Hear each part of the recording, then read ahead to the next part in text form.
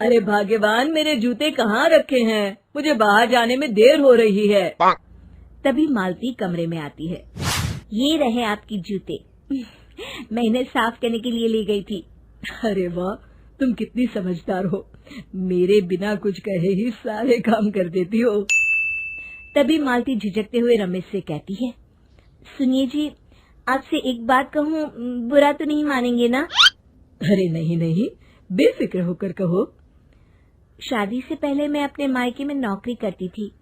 मैं चाहती हूँ कि अब मैं फिर से नौकरी करना शुरू कर दूं। वैसे भी सारा दिन घर में बोर हो जाती हूँ। देखो मालती, तुम्हारे नौकरी करने से मुझे कोई ऐतराज नहीं है, लेकिन तुम्हें एक बात बता दूं, हमारे खानदान में आज तक कभी किसी औरत ने नौकरी नहीं की। फिर भी एक बार तुम माँ से पूछ कर देखो, अगर वो तुम्हें नौकरी करने की इजाजत दे देती है तो अच्छी बात है। रमेश वहाँ से चला जाता है। फिर उसी शाम मालती अपनी सास के पैर दबा रही होती है। तभी उसकी सास मालती से कहती है, अरे क्या बात है बहू, आज तो ठीक तरह से मेरे पैर नहीं दबा रही। किसी ख्याल में खोई पड़ी है क्या? मैं भी तो जानूं आखिर बात क्या है। अब दरअसल वो माँ जी। अरे हाँ हाँ बोलो, इतना सोच क्यों रही हो? माँ जी, अगर आप बुरा न माने तो मैं नौकरी करना चाहती हूँ। घर के काम करने के बाद मेरे पास काफी वक्त बच जाता है। मालती की ये बात सुनकर उसकी सास गुस्से में कहती है, अरे बहू, तेरी तबीयत तो ठीक है ना? आज ये कैसी बहकी बातें कर रही है? भला हमारे खानदान में आज तक कभी किसी औरत ने नौकरी की है जो तू नौकरी करने की बात कर रही है, हैं?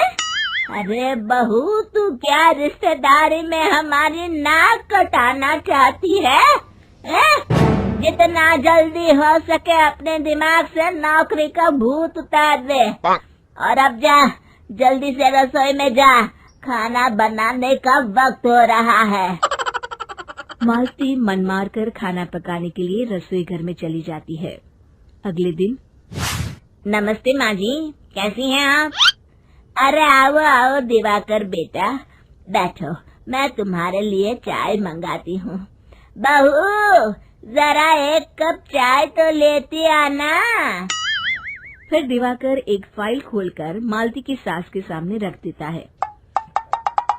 ये देखिए माँ जी, ये है पिछले महीने का हिसाब और ये रहे मुनाफे के रुपए। एक बार हिसाब देख लीजिए और इन कागजों पर अपने दस्तखत कर दीजिए। अरे दिवाकर बेटा, मैंने भला आज तक कभी तेरा हिसाब देखा है जो अब देखूंगी? ला बता, कहाँ दस्तखत करूं? तभी मालती चाय लेकर वहाँ आ जाती है और अपनी सास को बिना कागजातों को पढ़े इस तरह लापरवाही से दस्तखत करते हुए देखकर हैरान रह जाती है।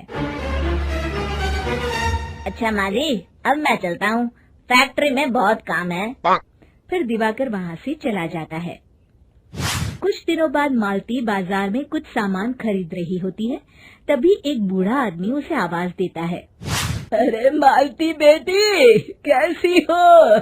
मुझे पहचाना? मैं तुम्हारी कंपनी में मुनीम का काम करता हूँ। हाँ चाचा जी, मैं आपको बिल्कुल पहचानती हूँ। कहिए, कैसे हैं आप? मैं तो ठीक हूँ। कंपनी में कुछ भी ठीक नहीं चल रहा, यहाँ तक कि हमें ठीक वक्त पर तनख्वाह भी नहीं मिलती। ये आप क्या कह रहे हैं? अब क्या बताऊँ, आप लोग तो कभी हिसाब किताब देखने दफ्तर आते नहीं। मेरी मानो तो एक बार आप लोग दफ्तर आकर सारा हिसाब किताब देख लो, आपको असलियत पता चल जाएगी। अच्छा बेटी, अब मैं चलता हूँ, देर हो रही है। फिर वो बूढ़ा वहाँ से चला जाता है।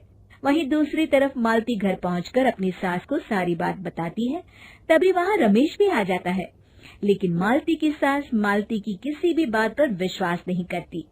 तभी रमेश कहता है, अरे माँ, बिना आग के कभी धुआं नहीं उठता।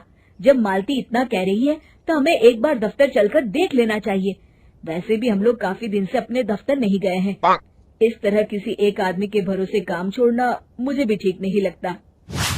अगले दिन वे सभी अपने दफ्तर पहुंचते हैं और सीधे दिवाकर के कैबिन में जाते हैं। अचानक सबको एक साथ देखकर दिवाकर चौंक जाता है। अरे माँ जी, आप सब लोग अचानक यहाँ कैसे आ गए? अगर कुछ काम था तो मुझे एक फोन कर दिया होता, मैं आपके घर आ जाता।